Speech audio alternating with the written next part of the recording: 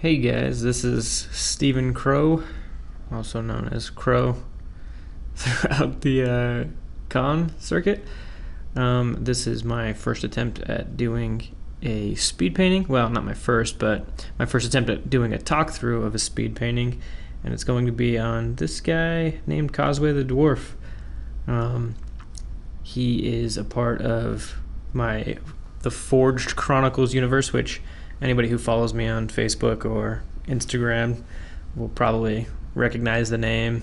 The Warforged, the Forged Quest, or the Forged Chronicles. All the Warforged, the Quest Forged, all kind of fall into this overall umbrella of the Forged Chronicles, which is just kind of the fantasy world that I've been working on for the past 14-ish years. And right now I'm working on the Quest Forged, which is what this Causeway character will be in his first the first time he really comes out. He'll be in that. And right now I'm just trying to lock down some of the character designs for the people. It's going to be a novel that's coming out hopefully in 2015. If it's not in 2015, I'd be blown away. We're a good ways into the book. I'm working with Andy Roberry, one of my friends. He's doing the writing for me. I just kind of oversee the way the story is told. But onto the drawing, I use a shape molding technique that I learned from another YouTuber named Kienan. He works for Riot Studios. The dude is phenomenally talented, and he's really awesome about being open with his process and the way he kind of gets his pictures to work. And I think there's like this strange confidence in being open with what you do.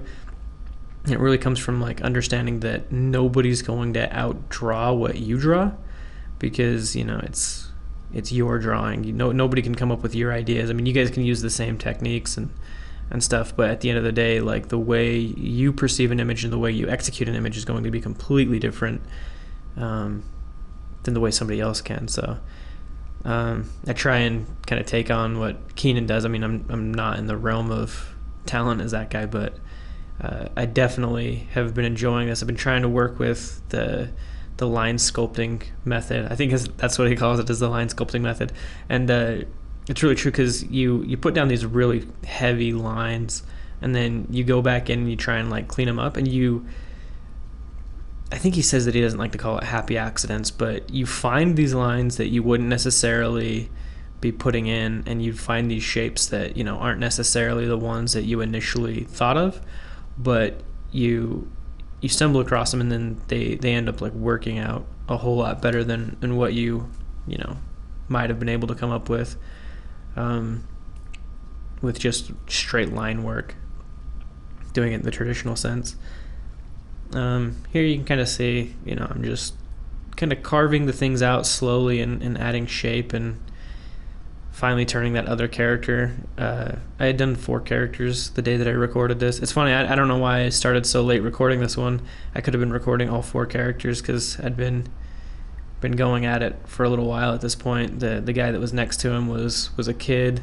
He actually doesn't actually come across that kid, so I don't know why I put these 2 on the same page, but I guess I'm just kind of slowly filling out all the character designs. I should have all of them done by the end of this week, and then I'll be just illustrating novel pages, because the novel we're doing is actually going to have illustrations that are on like keyframes or pages, or even just like when we introduce Causeway, this one might be here, and I make little notes off to the sides, kind of like talking about, oh, this is his Masterworks hammer or something, just kind of alluding to certain things and kind of giving like a good visual reference.